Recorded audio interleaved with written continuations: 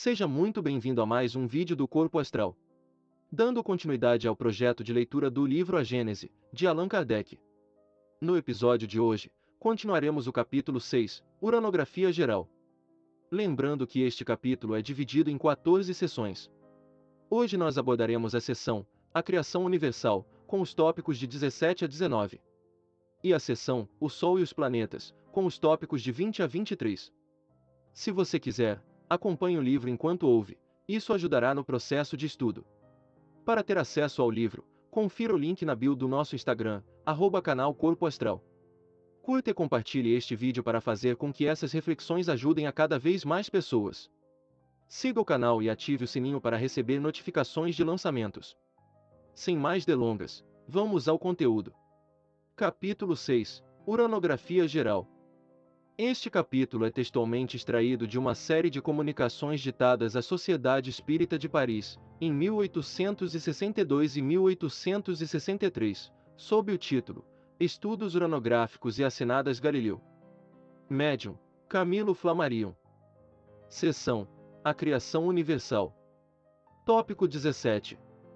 Após haver remontado, tanto quanto permitia a nossa fraqueza, em direção à fonte oculta donde dimanam os mundos, como de um rio as gotas d'água, consideremos a marcha das criações sucessivas e dos seus desenvolvimentos seriais. A matéria cósmica primitiva continha os elementos materiais, fluídicos e vitais de todos os universos que estadeiam suas magnificências diante da eternidade. Ela é a mãe fecunda de todas as coisas, a primeira avó e, sobretudo, a eterna geratriz. Absolutamente não desapareceu essa substância donde provém as esferas siderais, não morreu essa potência, pois que ainda, incessantemente, dá à luz novas criações e incessantemente recebe, reconstituídos, os princípios dos mundos que se apagam do livro eterno.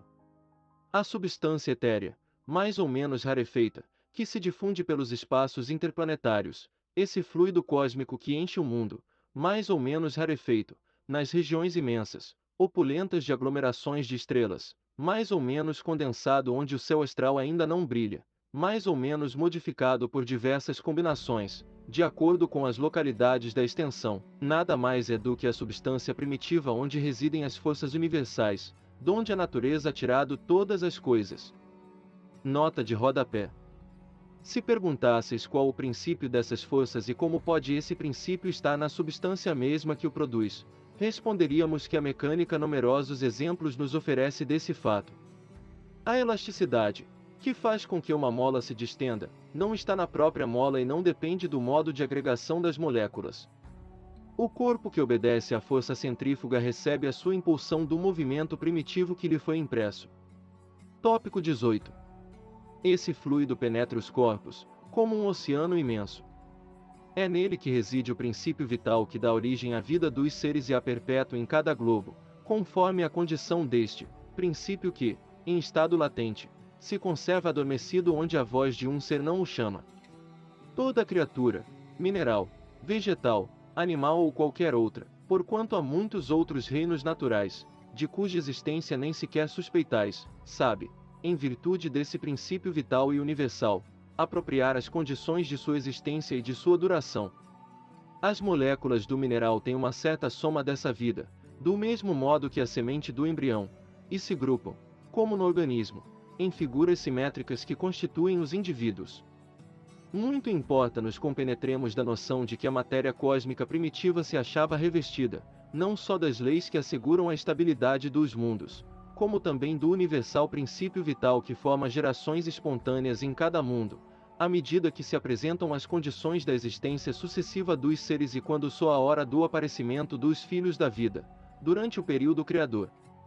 Efetua-se assim a criação universal.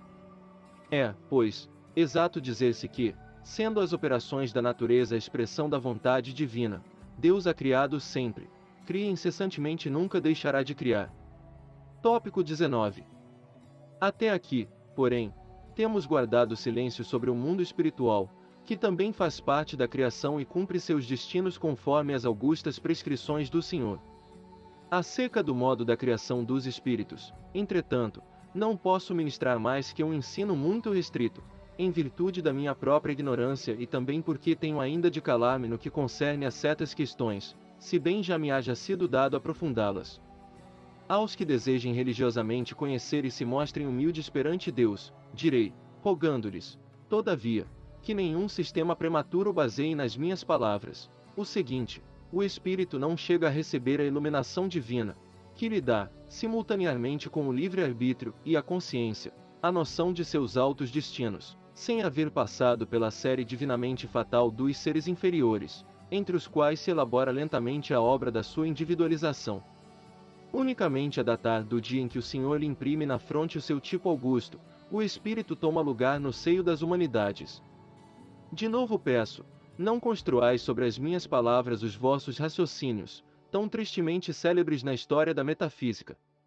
Eu preferiria 1000 vezes calar-me sobre tão elevadas questões, tão acima das nossas meditações ordinárias, a vos expor a desnaturar o sentido de meu ensino e a vos lançar, por culpa minha, nos inextricáveis dédalos do deísmo ou do fatalismo.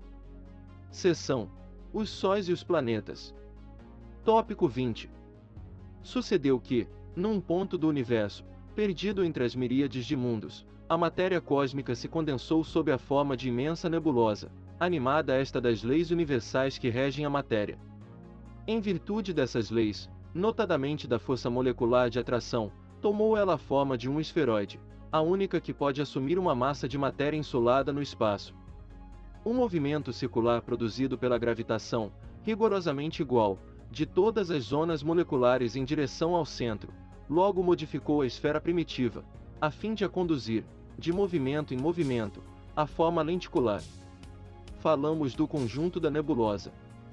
Tópico 21. Novas forças surgiram em consequência desse movimento de rotação, a força centrípeta e a força centrífuga, a primeira tendendo a reunir todas as partes no centro, tendendo a segunda a afastá-las dele. Ora, acelerando-se o movimento, à medida que a nebulosa se condensa, e aumentando o seu raio, à medida que ela se aproxima da forma lenticular, a força centrífuga, incessantemente desenvolvida por essas duas causas, predominou de pronto sobre a atração central. Assim como o movimento demasiado rápido da funda lhe quebra a corda, indo o projetil cair longe, também a predominância da força centrífuga destacou o circo equatorial da nebulosa e desse anel uma nova massa se formou, isolada da primeira, mas, todavia, submetida ao seu império. Aquela massa conservou o seu movimento equatorial que, modificado, se lhe tornou movimento de translação em torno do astro solar. Ao demais, o seu novo estado lhe dá um movimento de rotação em torno do próprio centro. Tópico 22. A nebulosa geratriz, que deu origem a esse novo mundo, condensou-se e retomou a forma esférica, mas, como o primitivo calor, desenvolvido por seus diversos movimentos, só com extrema lentidão se atenuasse, o fenômeno que acabamos de descrever se reproduzirá muitas vezes e durante longo período, enquanto a nebulosa não se haja tornado bastante densa, bastante sólida, para oferecer resistência eficaz às modificações de forma, que o seu movimento de rotação sucessivamente lhe imprime. Ela, pois, não terá dado nascimento a um só astro, mas a centenas de mundos destacados do foco central, saídos dela pelo modo de formação mencionado acima. Ora, cada um de seus mundos, revestido, como o mundo primitivo, das forças naturais que presidem a criação dos universos gerará sucessivamente novos globos que desde então lhe gravitarão em torno, como ele, juntamente com seus irmãos, gravita em torno do foco que lhes deu existência e vida. Cada um desses mundos será um Sol, centro de um turbilhão de planetas sucessivamente destacados do seu equador. Esses planetas receberão uma vida especial, particular, embora dependente do astro que os gerou. Tópico 23. Os planetas são, assim, formados de massas de matéria condensada, porém, ainda não solidificada, destacadas da massa central pela ação de força centrífuga e que tomam, em virtude das leis do movimento, a forma esferoidal, mais ou menos elíptica, conforme o grau de fluidez que conservaram. Um desses planetas será a Terra que, antes de se resfriar e revestir de uma crosta sólida, dará nascimento à Lua, pelo mesmo processo de formação astral a que ela própria deveu a sua existência.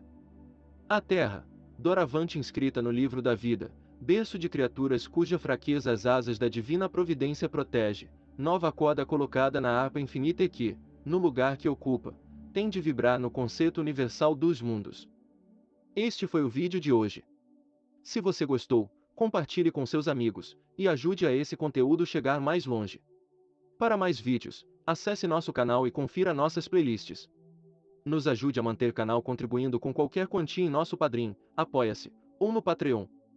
Parte dos valores arrecadados serão doados para instituições de caridade todo final do mês, e o comprovante da doação é divulgado em nosso Instagram.